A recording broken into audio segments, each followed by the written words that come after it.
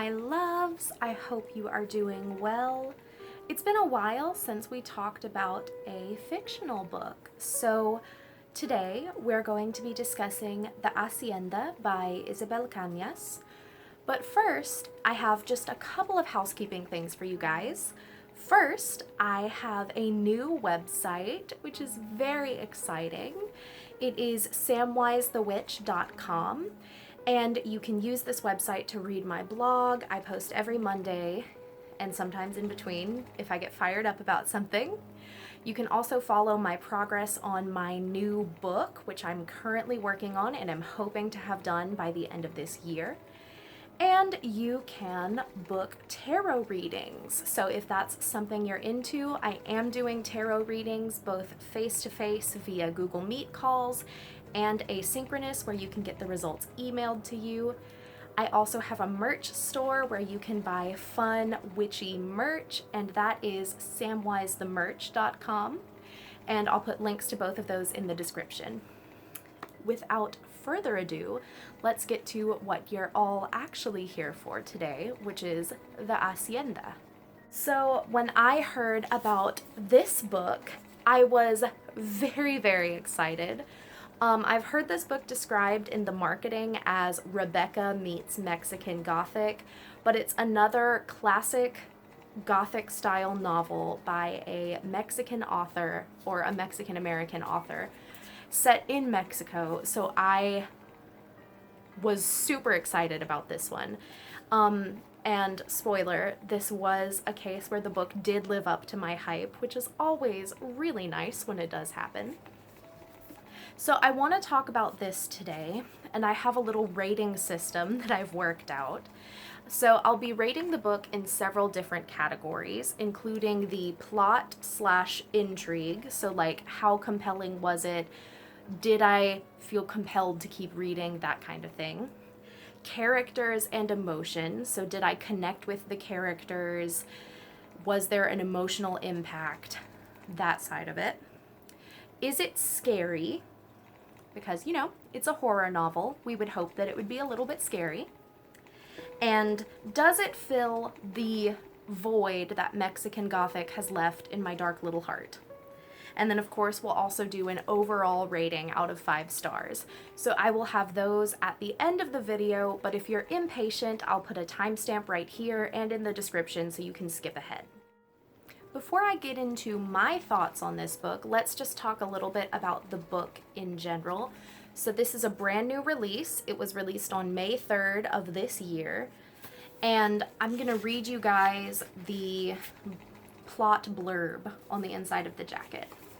So, Mexican Gothic meets Rebecca in this debut supernatural suspense novel set in the aftermath of the Mexican War of Independence about a remote house, a sinister haunting, and the woman pulled into their clutches. During the overthrow of the Mexican government, Beatriz's father was executed and her home destroyed.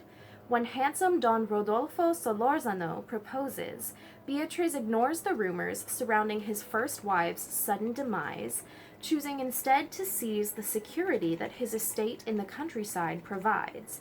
She will have her own home again, no matter the cost. But Hacienda San Isidro is not the sanctuary she imagined. When Rodolfo returns to work in the capital, visions and voices invade Beatriz's sleep. The weight of invisible eyes follows her every move. Rodolfo's sister, Juana, scoffs at Beatriz's fears. But why does she refuse to enter the house at night? Why does the cook burn copal incense at the edge of the kitchen and mark the doorway with strange symbols? What really happened to the first Doña Solorzano? So, doesn't that just sound so exciting? So this really is a classic Gothic novel setup. The rich widower with the dead wife is very Jane Eyre, very Rebecca. We've seen this kind of setup before, but the historical angle and the cultural angle of being set immediately after the Mexican Revolution, really does make this book feel unique and kind of fresh and very different from the classic, like, English manor house on the moors that you typically see in Gothic fiction. So we'll do a quick spoiler-free review before I get into spoilers, because there are some things I want to talk about that I can't talk about without spoiling the book. But spoiler-free, this book is the Mexican aspect of it is very, very strong. So for example, I had to Google the casta system, which is the social caste hierarchy that they had based on the percentage of European that you were, to understand what was going on, because it's mentioned a lot. And I personally really enjoy that. I like when I can learn things from my historical fiction. I will also say this was very fast-paced for a Gothic novel. Gothic is a very, very slow burn genre. If this is a genre you read a lot, you know that there will usually be several hundred pages of just like minor scares and intrigue before anything happens, but this was actually much more fast-paced than I was expecting. It's still technically a slow burn, but things happen a lot faster than they do in some other Gothic novels, if that made sense. One thing I also thought was interesting is that there's no like, oh, is this really supernatural, or is it all in my head, or is something else going on, which you see in a lot of haunted house stories. I think usually there's a period where the protagonist is like going back and forth and isn't sure if they're ready to believe in the supernatural. But in this book, Beatriz kind of accepts from the very beginning that there's some ghost shit going on in her house. And I found that really refreshing, because I kind of find it annoying when there's very clearly a haunting going on and the protagonist is just like refusing to acknowledge it. But right off the bat, she's like, oh yeah, this place is haunted.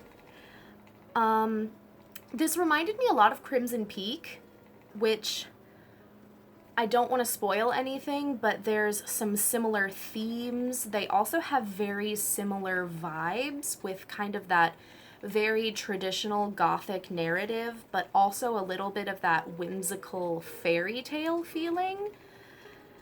It also reminded me of The Bloody Chamber by Angela Carter, especially the Bluebeard retellings in those stories. I think Bluebeard is a story that has influenced the Gothic genre a lot, and Rodolfo especially is definitely a Bluebeard figure. So if you like Crimson Peak or The Bloody Chamber, I think you would enjoy this. This was super, super atmospheric. I loved the environment. The language here is just so rich and descriptive.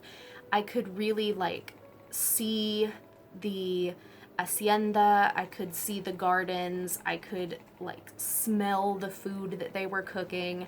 And that's another thing. There's a lot of really excellent descriptions of Mexican food here, and it made me want to like put the book down and go get pupusas or something. Which is just fun. But there's a lot of really beautiful descriptive language here, which lends itself to a very distinctive atmosphere, which can be very creepy, but also very beautiful, and I liked that a lot. I did love the characters. I love Beatriz as a protagonist, and I think Isabel Cañas does a very good job of giving us a strong female character in a period-accurate way. So what I mean by that is when we think of a strong woman, we typically think of someone who's strong by 21st century standards. We think of someone who's very feminist, very independent. And that's not always realistic in a historical novel, because this is a completely different culture and society with completely different expectations for women. So it's not necessarily realistic to expect someone from the 19th century to behave the way a strong woman would in 2022. And for me, it's always kind of disconcerting when I'm reading a historic novel and everyone acts like they're from 2022, or this is even more frustrating for me. The protagonist will act like a very enlightened, feminist, independent woman from the 21st century, but everyone else is super backward and sexist. But that's not in this book. I think Isabel Cañas does a really excellent job of having a strong character who is also realistic given the world she grew up in. She is still confined to, 19th century Mexican gender roles, but she's very strong-willed and independent within those roles that are given to her.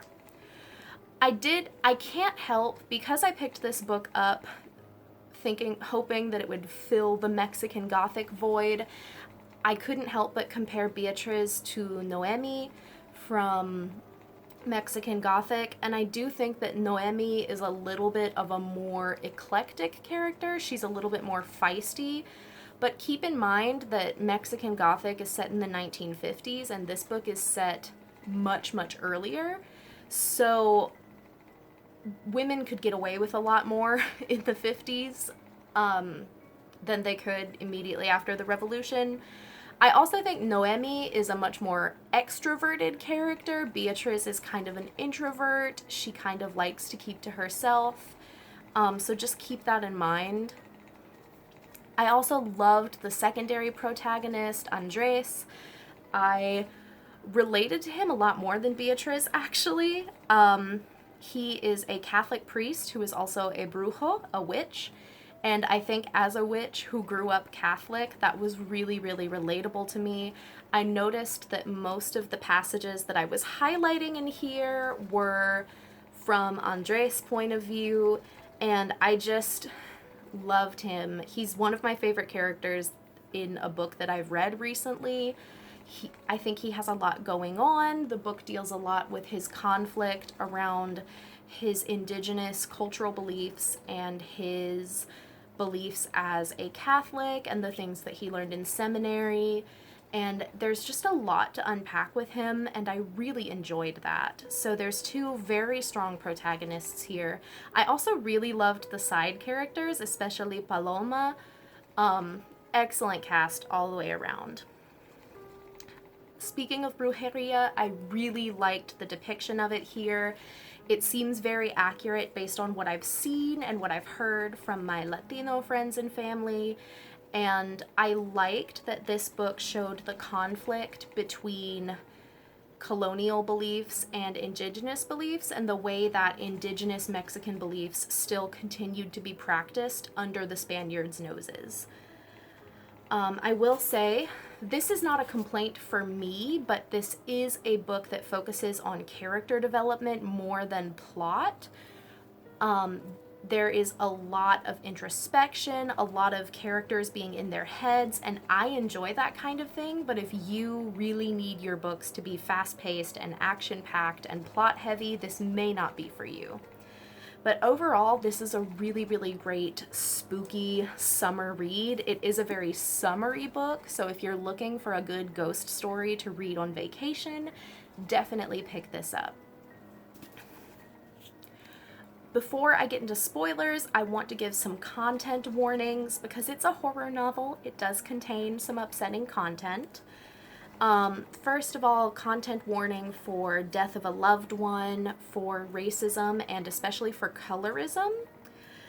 There's animal death, briefly, and there's discussions of rape and unplanned pregnancy. It's not shown explicitly, but it is talked about, and it is a plot point.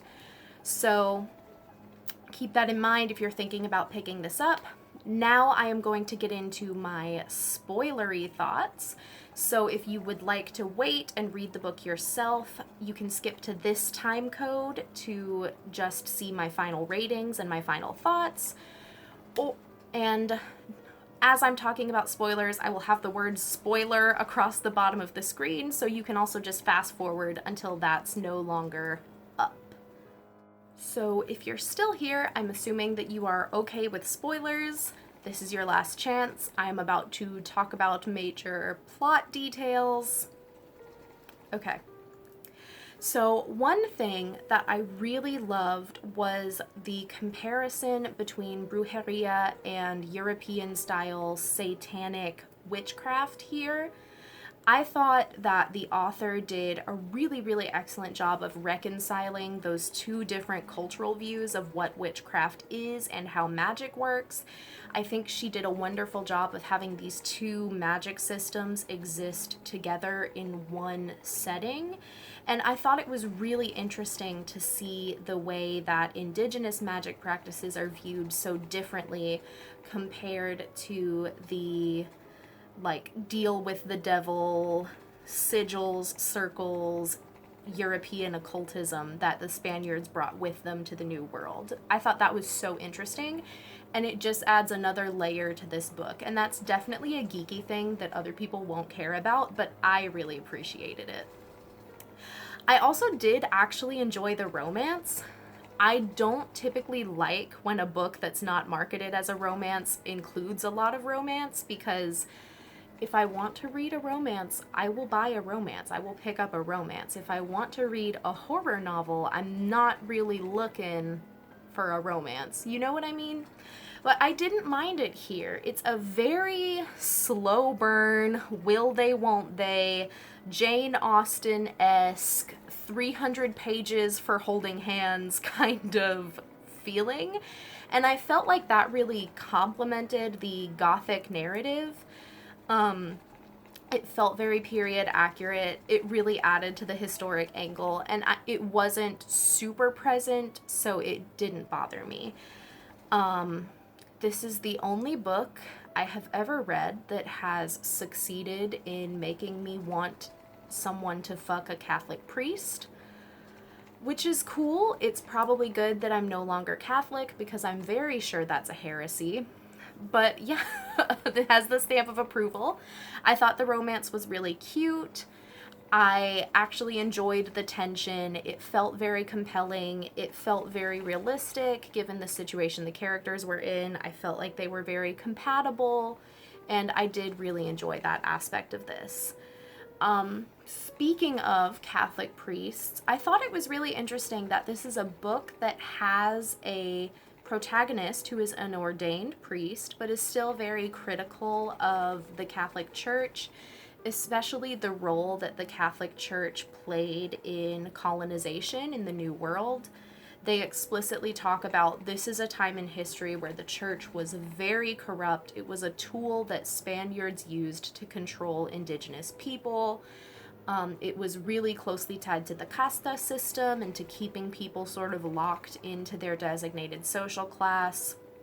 And I like that we're able to have a character who is genuinely a very devout believer and also have those criticisms of the institution, because those things can coexist. Again, this book deals really intensely with colonization, and I think it deals with it in a very intelligent way. I think it's handled really well. I really liked watching Beatriz sort of realize how fucked up the situation is, because at the beginning of the story, she knows that the casta system is bad. She knows that it hurts people. She's been hurt by it, but I don't think she realized how exploitative it is, and how many people have been hurt by it until she's at the Hacienda. She's spending time with the people who work there. Her rich Spanish husband is away, and she's spending a lot more time with the indigenous and mestizo workers, and she sort of realizes how much they've been hurt and exploited by this system, and it opens her eyes to the horror that's happening right in front of her.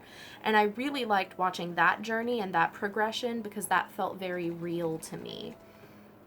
I also loved how Rodolfo was handled, because you know from page 1 that he's not going to be a good husband, right? Like, this is a Gothic novel, and he's a sketchy dude. They had a very short courtship, so you know that there's something wrong with this man.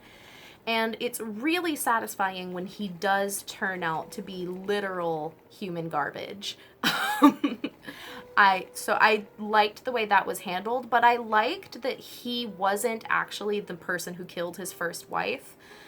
This is the big spoiler, but the first wife was actually killed by his sister, Juana.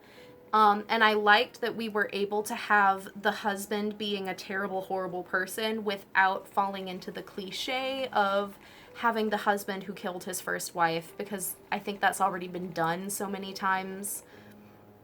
But I liked Juana as the killer. That was something else that reminded me of Crimson Peak. I think there's a lot of similarities between Juana and Lucille from that movie. Because they're both women who are born into a time when women don't have a lot of agency, but they have some freedom because of their social status and because of the families they were born into. And they kill their husbands' wives to keep that status and to keep from having to share that power and having their agency taken away from them. So I really enjoyed that. That feels like a very, not sympathetic, but a very realistic motivation for murder. I don't condone her murdering people, but I get how she got to that conclusion. And yeah, I also liked, I know I was just talking about how much I loved the romance, but I like that they didn't end up together. Because I feel like because of the type of story this is, having a happy ending where the characters end up in a relationship and everything is all tied up in a nice little bow would be really unrealistic. I feel like it's much more realistic that they decide to go their separate ways because they both need to heal. They both decide to be with their families, which I think is so important. But they do stay in touch, so it's left kind of ambiguous, like they might get together at some point in the future, but they're not there yet. And that's another thing that felt way more realistic to me. It felt more consistent with the tone and the themes of the story. So I actually liked that there was kind of a bittersweet ending here. And now, real quickly, I'm going to do my final thoughts and final ratings. So for plot/intrigue, I gave this a 4 out of 5. Like I said, Gothic novels are not super action-packed, but this one did have really good pacing, and I was engaged consistently. For character/emotion, I gave this 5 out of 5 stars. Love the characters, very strong emotional appeal. I felt invested in their growth and in what was going on with them. Excellent characters. Is it scary? For this, I'm going to give it a 3 out of 5. I would say that this book is more creepy and unsettling. There's a very consistent creepy atmosphere, but as far as actual scares go, it's pretty tame. And does it fill the Mexican Gothic void? I'm going to say that this is a resounding yes. If you like Mexican Gothic, I absolutely recommend the Hacienda. And if you read this book and enjoyed it, but you haven't read Mexican Gothic yet, I think you'd really enjoy it. And overall, I gave the Hacienda 5 out of 5 stars. It's wonderful. I love this book. I think it was really, really well done. And I highly, highly recommend it to any fan of Gothic novels or supernatural horror or historical fiction.